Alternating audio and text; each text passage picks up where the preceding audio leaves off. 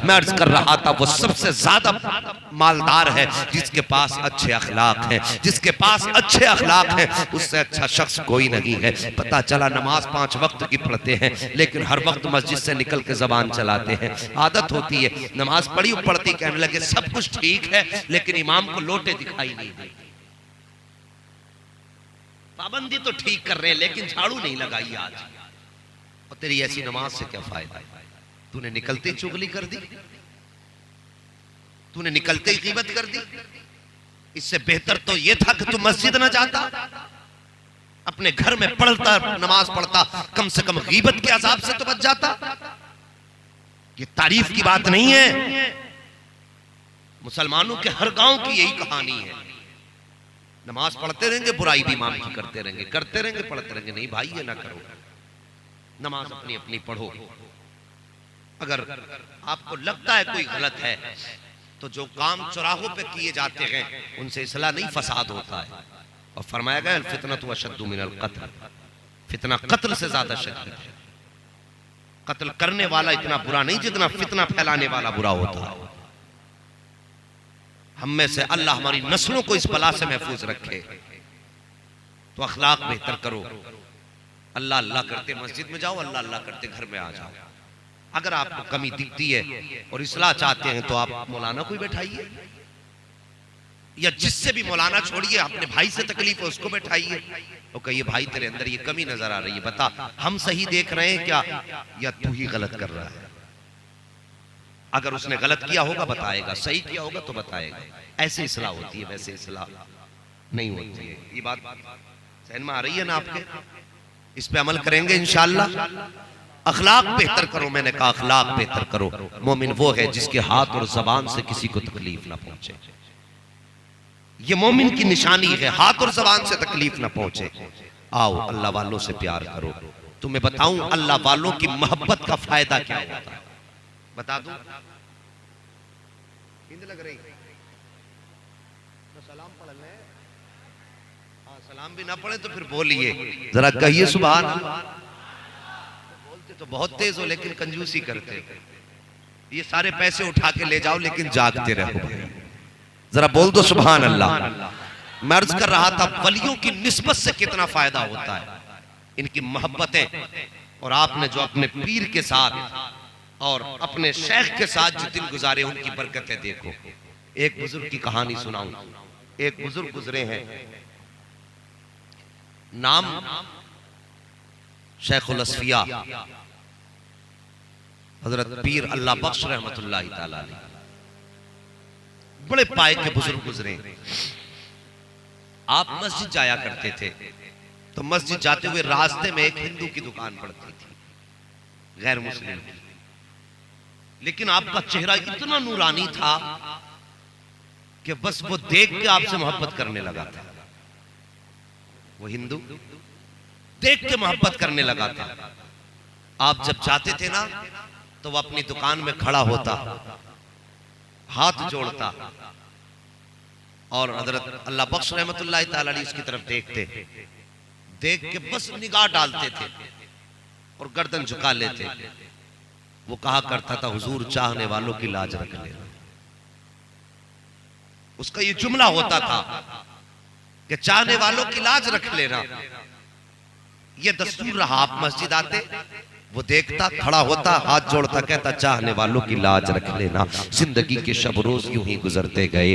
अल्लाह अकबर। फिर कमजोरी आ गई। अल्लाह बख्श रहमतुल्लाहि ताला अलैह में मस्जिद चल के जाने की ताकत न थी। मुरीदों ने इरादा पिलानी की, पालकी बनाई, डोली बनाई, उसमें हर नमाज के वक्त बैठा करके लेकर के जाया करते थे। जब आप डोली से जाने लगे पर्दे पड़े रहते थे उसमें। जैसे उसकी दुकान के सामने से गुजरते आप पर्दा हटाते, वो देखता, उठ के खड़ा होता और हाथ जोड़ के कहता हुजूर चाहने वालों की लाज रख लेना। ये कह के बैठ जाया करता था। जिंदगी के दिन यूं ही गुजर रहे थे। जब एक दिन अचानक हजरत अल्लाह बख्श रहमतुल्लाहि ताला अलैह गुजरे, आपने देखा आवाज नहीं आई, पर्दा हटा के देखा दुकान बंद थी। जोहर में आए दुकान बंद थी, असर में आए दुकान बंद थी। एक दिन दुकान बंद, 2 दिन दुकान बंद, तीसरे दिन जब इशा में आए आपने कहा कि यार बताओ तो सही, आज 3 दिन हो गए हमारा यार नजर नहीं आ रहा है, हमारे यार की कोई कहानी सुना दो। दो, कुछ तो बताओ हमारा यार कहाँ है। आज 3 दिन हो गए उसका चेहरा नहीं देखा है। अल्लाह अकबर। जैसे इतना सुना लोग कहने लगे शायद तबीयत खराब है। आप फरमाते नमाज बाद में पढ़ी जाएगी, पहले यार की खैर खबर लेने के लिए जाएंगे। कहा चलो डोली में बैठाओ, यार की चौखट पे लेके चलो। उस खैर मुस्लिम के घर अल्लाह बख्श रहमतुल्लाह तआला अलैह को लाया गया। जैसी चौखट पे लाया गया, दरवाजा बंद था, बस्ती के लोग बाहर बैठे हुए थे। आपने कहा दरवाजा खोलो। कहा किस लिए? कहा अपने यार से मिलने आए हैं। अल्लाह अकबर। कहा कैसी यारी? कहा ये बताने आए हैं कि चाहने वालों की लाज कैसे रखी जाती है, चाहने वालों की लाज कैसे रखी जाती है। खानदान वाले कहने लगे महाराज हम गैर मुस्लिम हैं और हमारा उसूल ये है जब किसी की जिंदगी के आखिरी लम्हे आ जाते हैं तो फिर हम किसी को उसका मुंह नहीं दिखाया करते हैं, न खुद मुंह देखा करते हैं। आप फरमाते हैं यार ये तुम्हारा धर्म है, हमारा तो धर्म नहीं है, हमें तो जाने की इजाजत दो, हम तो अपने यार से मिलना चाहते हैं। उन्होंने कहा नहीं मिल सकते। जलाल आ गया अल्लाह बख्श रहमतुल्लाह तआला अलैह को। कहा नहीं मिलने दोगे? कहा नहीं मिलने दिया जाएगा। जलाल आया। आप फरमाते ठीक है, अगर हम उसके पास नहीं जा सकते हैं तो सुन लो वो भी हमें छोड़ के नहीं जा सकता है। ये कह के वापस आ जाते हैं। एक दिन गुजरा के सांसें खत्म नहीं हो रही हैं, दूसरा दिन गुजरा के सांसें खत्म नहीं हो रही हैं, तीसरा दिन गुजरा के दमे के निकलने का नाम नहीं ले रहा है। 3 दिन के बाद उसके बच्चे दौड़ करके गए, हाथ जोड़ के कहते हैं महाराज चलिए, हमारे बाप का दम अटका हुआ है, आप कह के आ गए थे ये छोड़ के नहीं जा सकता है, लगता है आप ही का इंतजार है। इतना सुनना था। अल्लाह बख्श रहमतुल्लाह तआला अलैह अब डोली में बैठे हैं, उसके दरवाजे पर पहुंचे हैं। जैसे दरवाजे पे पहुंचे हैं, दरवाजा खुला है। उस गैर मुस्लिम ने चेहरा फेर के देखा है अल्लाह बख्श की तरफ। जैसे निगाहें टकराई है अल्लाह के वली की निगाहों से, फिर क्या था आंसू बरसने लग जाते हैं। आंसू मोती बनकर के रुखसार पे उसके गिरे हैं और रो के कहता है वाह मेरे महबूब तूने अपनी रीत निभा दी है। मैं तो सोच रहा था कि जब तक सांसें थी तब तक रीत मैंने निभाई है, अब तुम रीत निभाने कब आओगे? तुमने यारी का हक अदा कर दिया है। उस वक्त में अल्लाह बख्श रहमतुल्लाह तआला अलैह ने कहा था ओ यार ये तो दुनिया की यारी है, कलमा पढ़ ले फिर तुझे कयामत में बताएंगे कि चाहने वालों की लाज कैसे बचाई जाती है। जैसी इतनी बात कही है वो कलमा पढ़ के मुसलमान हो जाता है और जैसी कलमा पढ़ा है एक हिचकी ली है रूह निकल जाती है। आप वापस आने लगे। आने के बाद आते आते उसके बेटों को बुलाया और बुला करके कहा था लोगो तुम इसके बेटे हो? कहा हाँ। कहा एक बात मेरी भी मान लेना। कहा क्या? कहा इसे जलाना मत, इसे आग में मत डालना। कहा किस लिए? कहा ये हमारा हो गया है, अब ये हमारा हो गया है, इसे आग में मत जला देना। जैसे इतना बिरादरी के लोगों ने सुना फौरन जलाल आ गया। कहने लगे कैसी बात करते हो, ये अब तक तो हमारा था, तुम्हें 5 मिनट क्या मिल गए, ये तुम्हारा कैसे हो गया? हम इसे अपने उसूल के मुताबिक जलाएंगे। ये कह के अल्लाह बख्श रहमतुल्लाह तआला अलैह को वापस कर दिया। जैसी इतनी बात कही है अल्लाह बख्श फरमाते लाओ ये हमें दे दो, हम लेके जाना चाहते हैं। उन्होंने कहा नहीं तुम्हें नहीं दिया जाएगा, इसको हम अपनी रीति रिवाज के मुताबिक जलाएंगे। अल्लाह बख्श रहमतुल्लाह तआला अलैह वापस आ गए अपने कमरे में। आने के बाद याद इलाही में मसरूफ है। अब इधर देखिए जब इसके बेटे इसकी अर्थी लेकर के गए हैं, ले जाने के बाद लकड़ियां रखी गई हैं और आग जलाने के लिए तरह तरह के जो सामान थे घी वगैरह का इस्तेमाल किया गया। आग लगाई लकड़ियों को तो सबने देखा कि लकड़ियां जल करके राख हो गई थी, लेकिन इस चाहने वाले का एक बाल भी नहीं जला है, एक बाल भी नहीं जला है। बार बार इसके ऊपर घी डाला गया, चीनी डाली गई ताकि जल जाए। बदन तो बड़ी बात है, बाल तक नहीं जल रहे हैं। जब बदन पे लगा हुआ कपड़ा है, कपड़ा तक नहीं जल रहा है। सबने उठाया, उठाने के बाद अल्लाह बख्श की चौखट पे आए, आके कहते बाबा तूने सच कहा था ये तेरा हो गया है, हमने कोशिश की है, आग ने नहीं जलाया है। तब अल्लाह बख्श ने कहा था नादानो ये तो दुनिया की आग है, अरे कयामत के दिन भी जहन्नम में ताकत रही है कि मेरे चाहने वाले के बदन को आज तक पहुंचा। बाबा नारे तकबीर, नारे रिसालत, नारे गौसियत, रसूल के आला हजरत फैजाने आला हजरत मुफ्ती हम्माद रजा साहिब क़िबला कादरी जिंदाबाद जिंदाबाद, सुभान अल्लाह सुभान अल्लाह, जिंदाबाद जिंदाबाद, माशाअल्लाह माशाअल्लाह। नसीब है वो जवान जिन्होंने अल्लाह वाले के नाम की महफिल आबाद की है।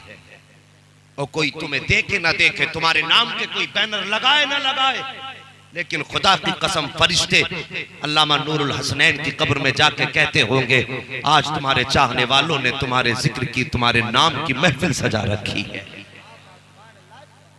जो जिंदगी में तुम्हारी महफिलों में बैठा करते थे, वो तुम्हारे आने के बाद तुम्हें भूले नहीं, बल्कि आज भी तुम्हें अपनी महफिल में बैठ के याद कर रहे हैं।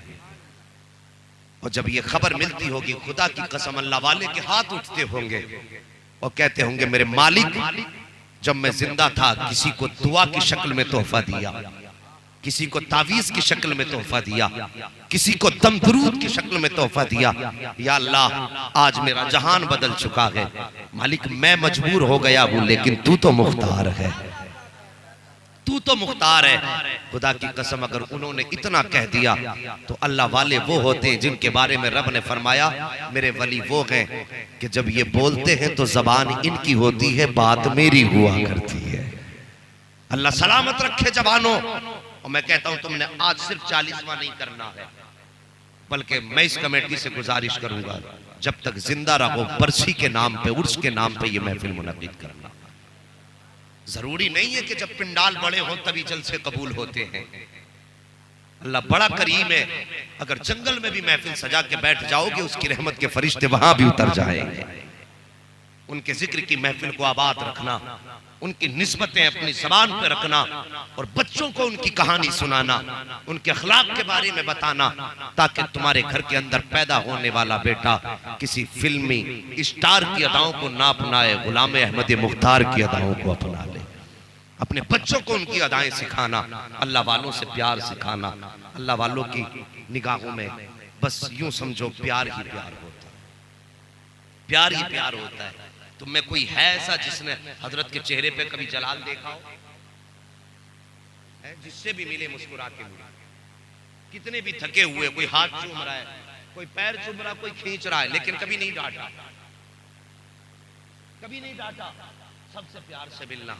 अल्लाह रहमत नाजिल करे अल्लाह वाले की इस खबर पे, जिसको अल्लाह ने अखलाक का ये हसीन जेवर दिया था। और कमेटी वालों, मैं मुबारकबाद पेश करता हूँ, आपने बड़ी निस्बत को गले से लगा रखा है। अरे यार, चाहते हो ना तो वो कहा था ना, जो हो ज़ौक़े यकीन पैदा तो कट जाती हैं जंजीरें। एतकाद मजबूत होने चाहिए